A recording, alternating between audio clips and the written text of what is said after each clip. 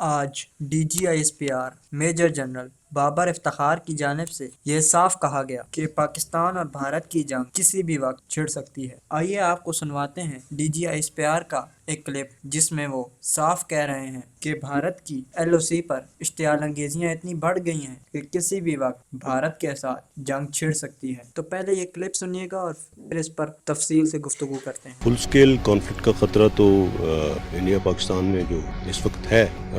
میرے خیال میں اگر ماضی کو دیکھیں تو ماضی میں بھی کچھ ایسے مواقع آئے اور اس وقت یہ خطرہ بہت زیادہ ہے، اور اس کا تمام وجہ انڈیا کی بیلیجرنس ہے اور ان کی جو پریپریشنز ہیں۔ بٹ میں جب یہ کہتا ہوں کہ ابھی بات چیت کا کہ بیونڈ جانے کا وقت آ گیا، تو وہ اس کا زیادہ جو فوکس ہے ٹورڈس انٹرنیشنل کمیونٹی کہ اس ڈسپیوٹ کو جو اس کا کانٹیکسٹ ہے، جس انوائرمنٹ میں ہم لوگ یہاں پہ رہ رہے ہیں اور جس قسم کے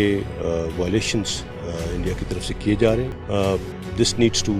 stop, and for this to stop international community has to come in. Line of control کا انوائرمنٹ بڑا ڈفرینٹ ہے۔ الحمدللہ with in our limited resources we are absolutely prepared for whatever they can bring on us. So line of control environment کے اندر ادھر it's basically it's man to man, یہ پہاڑ ہے اور یہاں پہ وارفیئر کی ٹیکنیکس بڑی ڈفرینٹ ہیں۔ انڈیا نے کئی بار پہلے بھی کوشش کی ہے، اور جو ایک فیک ڈرامہ انہوں نے ایک زمانے میں سرجیکل اسٹرائک کا بھی کرنے کی کوشش کی۔ بیسیکلی جو ہم بات کرتے ہیں کہ جو فالس فلیگ آپریشن وہ دوسری سائڈ پہ کر کے، اور اس بہانے سے کسی بھی سیکٹر میں، جیسے میں نے کہا کہ یہ ایک سیز فائر وائلیشنس کے اندر ایک میسو ایسکیلیشن آئی ہے، ان کے کیلیبرز کے اندر، ان کی فریکوینسی کے اندر، ان کی لیتھیلٹی کے اندر۔ سو وہ اسی طرح کے مزید ایکشنز کسی پرٹیکولر سیکٹر میں زیادہ فائر کر کے، زیادہ اس طرح کر کے، تو they can again come up with another drama like 2016 surgical strike, یا جس طرح پلوامہ میں انہوں نے، پلوامہ کے بعد انہوں نے کہا جی کہ ہم نے پتہ نہیں کیا گرا دیا، کیا کچھ کر دیا۔ سو دیٹس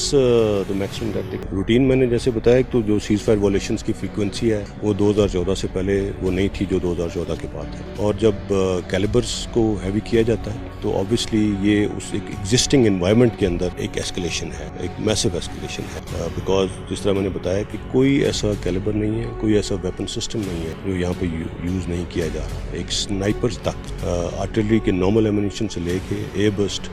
اور اسمارٹ میونیشنس تک یہاں پہ انڈیا کی طرف سے استعمال کیے جا رہے ہیں۔ So it's been a massive escalation as far as the ceasefire violations are concerned and as far as their lethality is concerned. There are 3 tiers to it. اس میں it starts with minefields, starts with protection bunkers, then